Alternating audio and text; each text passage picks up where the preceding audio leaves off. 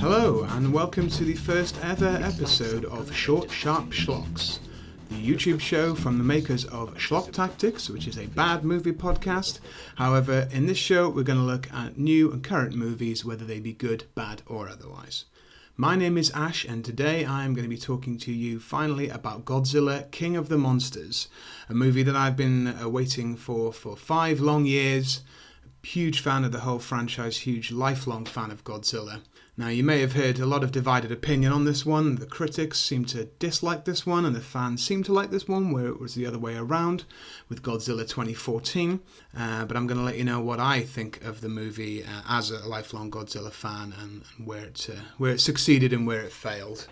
So, a lot of people really have praised the action, the spectacular kaiju fights, and criticised the human element, the script, the characters, the comic relief attempts, and I think that is absolutely bang on, but it all really depends about what you want from the movie. Now, before we get into that, I'll give you a real quick breakdown of the plot. So, we pick up 5 years after Godzilla 2014, after the San Francisco attacks, and now the world knows about Titans. Monarch, the secretive organization from that film, are basically looking after the situation. There are around 17 Titans dotted around the world now, but they're all under control and there's no problems.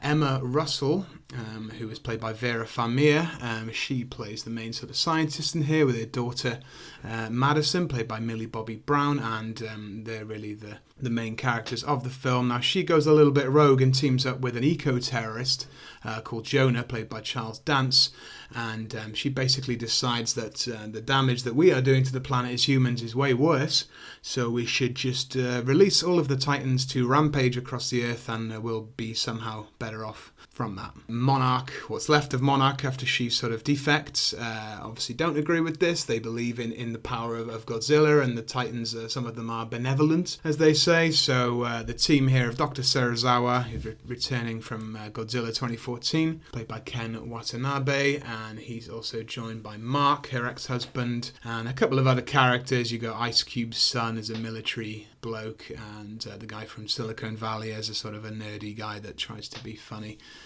repeatedly. So they're sort of at odds then, basically. The rest of Monarch versus Emma Russell, and then one by one all the Titans are awoken. So that's Godzilla's obviously already around, but that's King Ghidorah, that's Rodan, that's Mothra as well. They all come up, as well as a couple of other new ones that start rampaging as well. They've got to figure out how to stop these things from destroying the planet, mainly through this device called the Orca, which Emma and Mark invented. Sort of a sonar pulse here which can transmit rays, and it's all about who is the alpha. Is Godzilla the alpha? Is King Ghidorah the alpha? They're going to sort of duke it out, and Monarch are going to try and sort of help to ensure that Godzilla does defeat King Ghidorah and does, assert himself as the alpha of the planet, really. So that's it, really. I mean, a lot of this plot I wasn't really getting at the time, and it sounded quite nonsensical. It really only occurred to me afterwards that this Emma character was sort of the villain of the piece, but then Charles Dance is the villain as well, but he's an eco-terrorist who wants to save the planet.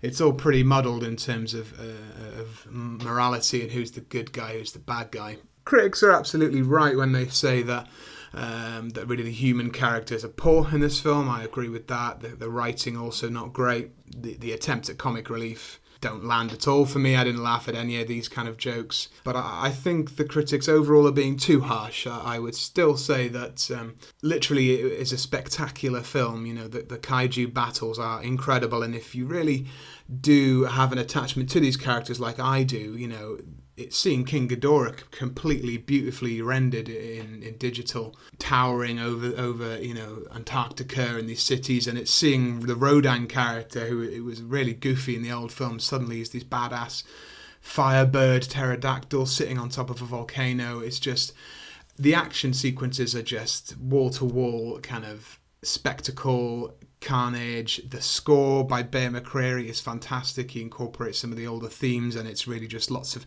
kind of drumming and Japanese guys shouting, which is better than it sounds. And there's loads of Easter eggs that call back to older Godzilla films. It's absolutely true that the human element, just like the Godzilla 2014, it wasn't up to scratch. It still didn't really invest in these characters.